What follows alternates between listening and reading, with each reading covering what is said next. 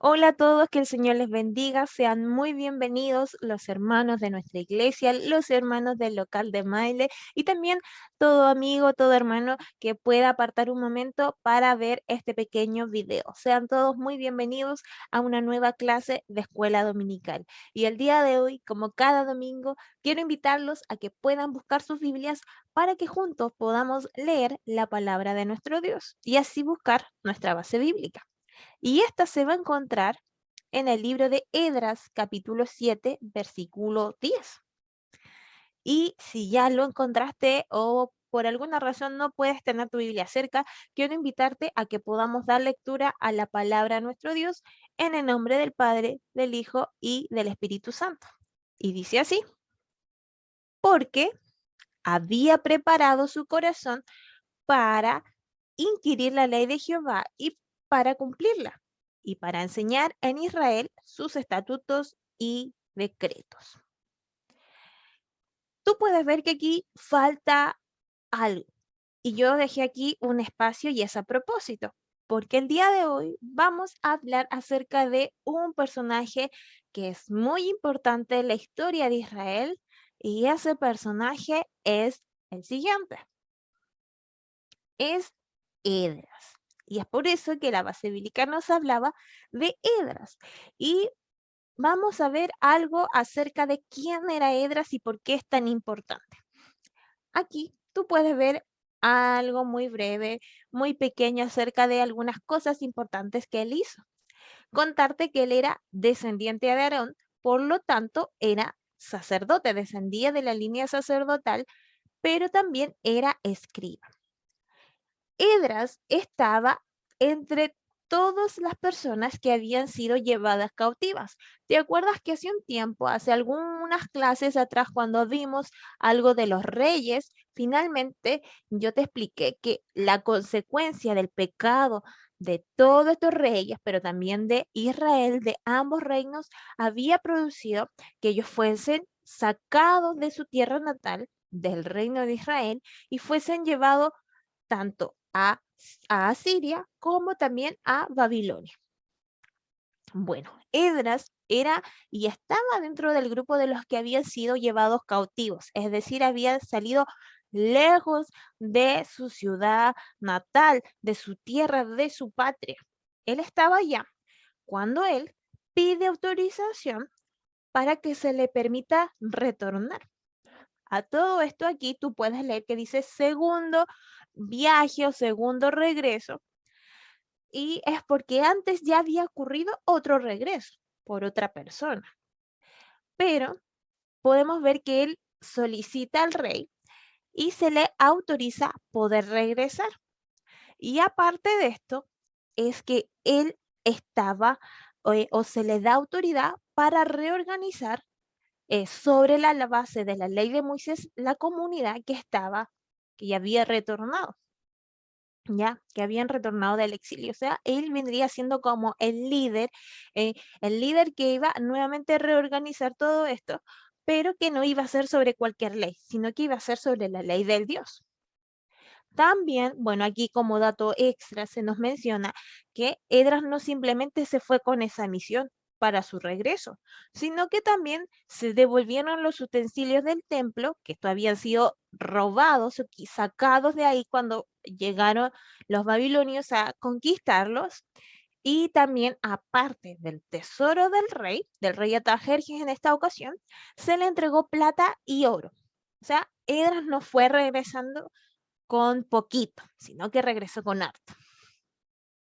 Producto de esto, y tú te imaginarás que no fue algo muy pequeñito que se le entregó, sino que fue una gran cantidad, él podría haber pedido una escolta porque el viaje era largo. Pero la Biblia nos dice que no, que él confió en Dios y que él iba a llegar con bien, y es así que él no necesitó y no pidió escolta.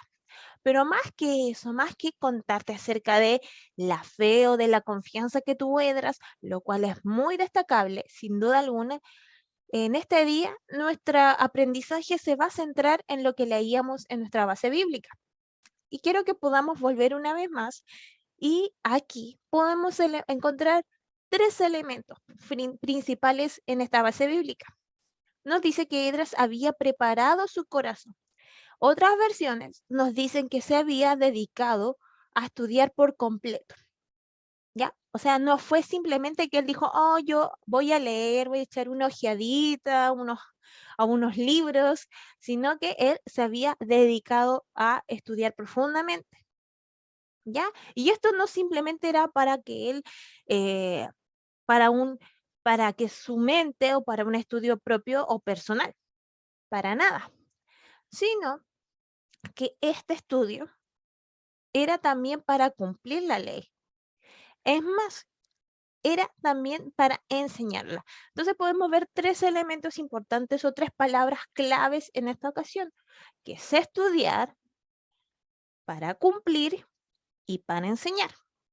¿Ya? Vamos a guardar estos tres verbos aquí y vamos a seguir viendo qué nos tiene que contar la historia de Esdras, porque teniendo en cuenta esto que nos dice el capítulo 7, es que Esdras al regresar se encuentra con algo no muy bueno. Se nos dice que él, cuando iba a regresar, él pensó que el pueblo iba a encontrarse muy bien, que él simplemente los iba a tener como que animar un poco más, pero lamentablemente se nos menciona que desde el primer regreso hasta el regreso de Esdras ya había pasado toda una generación y esta nueva generación no sabía y no conocía lo que había hecho el líder que había llegado antes.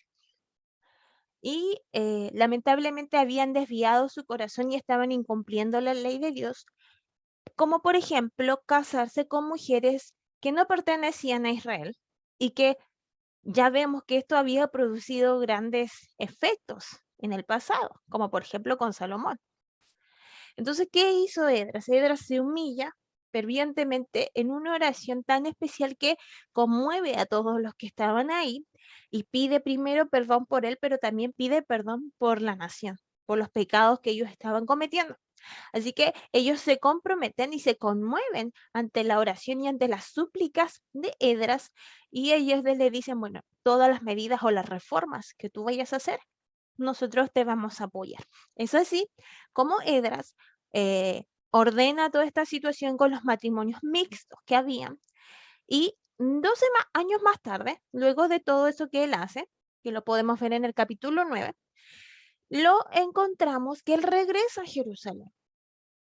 Y es ahí donde le enseña públicamente la ley de Dios. Esto lo vemos en el capítulo 9 de Nehemías, ya del libro que sigue al libro de Esdras. Y junto con Nehemías, ellos celebran con el pueblo la fiesta de los tabernáculos. Esto produce un esplendor que no se había conocido nunca antes. Es más, aquí se nos menciona que no se había conocido desde la época de Josué, o sea, mucho antes de llegar a la tierra prometida. ¿Te imaginas que ya había sido muchos, muchos, muchos, muchos años? Es por eso que conmovido, aquí dice movido, y conmovidos también por el mensaje de las Escrituras, el pueblo confesó sus pecados. Hay un gran mover porque ellos no habían escuchado la palabra de Dios y esto habían, o sea, el realizar las fiestas tradicionales no las habían podido realizar, porque no olvidemos que por el tiempo de los reyes, algunos volvían su corazón, otros no, pero la mayoría no hizo lo bueno. Entonces, las fiestas solemnes que Dios había instituido en el principio no se habían celebrado. Es por eso que esto se produce un gran mover. Y vamos a dejar hasta ahí un poco esta historia, porque yo quiero llevarte a reflexionar en algo muy puntual, que es que yo te decía que podemos destacar tres palabras, ¿cierto? Esdras estudió, pero no estudió simplemente porque sí, sino que era para aplicar la ley, era para cumplirla, pero a la vez era para enseñarla. Entonces yo te decía, podemos ver tres palabras importantes en este versículo bíblico y es lo que podemos aprender de Esdras, pero más que eso, quiero que puedas meditar en lo siguiente, que es que Esdras simplemente, él no se preparó porque, porque haya querido o porque dijo, yo quiero aprender mucho más, me parece una buena idea, hagámoslo. Sino que como te pude explicar y pudimos ver por las diapositivas, Esdras llegó en el momento específico que tenía que llegar. Veíamos en el anuncio del principio que él pensaba que él iba a llegar a un momento donde el pueblo estaba súper bien, pero podemos darnos cuenta que no, que él tuvo que nuevamente organizar y puedes leer y profundizar mucho más en los primeros capítulos del libro de Esdras, donde se nos menciona todo lo que sucede. La condición moral y espiritual que se encontraba el pueblo, que eran los que habían regresado de la cautividad. ¿A qué otro punto es que quiero llevarte? Todo lo que nosotros podamos hacer, todo nuestra preparación tiene un propósito. Edras quizás pensó que él no iba a tener que ocupar o compartir tanto lo que él había aprendido y guardado para sí, sino que todo lo que él, como dice la Biblia, que él había preparado su corazón, tuvo que compartirlo. Es decir, la palabra del Señor y todo nuestro aprendizaje no es para que nosotros lo guardemos para nosotros mismos, sino que es para aplicarlo primeramente, pero luego es para compartirlo a otros, porque el mensaje de la palabra de nuestro Dios debe ser compartido a otros, tanto a nuestros propios hermanos en la fe, como también al que nunca ha escuchado de la palabra del Señor. Podemos ver que esa fue la labor de Esdras y llegó en el momento preciso, en el momento indicado, porque una persona como él, tan preparada y tan capacitada, era necesaria en ese momento específico de la historia. Él no llegó simplemente por el azar, sino que llegó cuando tenía que llegar. Y no te olvides, no quiero que te puedas olvidar que toda capacitación, no solo quizás en el estudio de la palabra, sino en lo que tú estás haciendo secularmente, porque siempre estamos aprendiendo, siempre todo va a tener un propósito. Quizás el día de hoy, quizás no lo podemos ver, pero va a llegar el momento oportuno. Y eso no es solo para ti, sino me lo guardo también para mí, en que vamos a tener que compartir acerca de eso que hemos estado aprendiendo. No te olvides que Edras primero estudió, se capacitó, luego lo aplicó y finalmente lo compartió con otros. Así que ánimo, ánimo, quizás aún hay cosas dentro de tu corazón que aún tienes que arreglar, que solucionar, pero ponelo a los pies de la cruz. Es el mejor lugar donde podemos rendirnos por completo y permitir que solo Dios pueda restaurar lo que Él tenga que restaurar. Así que esta es nuestra clase de escuela bíblica del día de hoy. Espero que hayas podido aprender junto conmigo, que hayamos podido meditar un momento en la palabra de nuestro Dios y ya nos vemos la próxima semana para una nueva clase de escuela bíblica. Que tengas un lindo día. Chao, chao.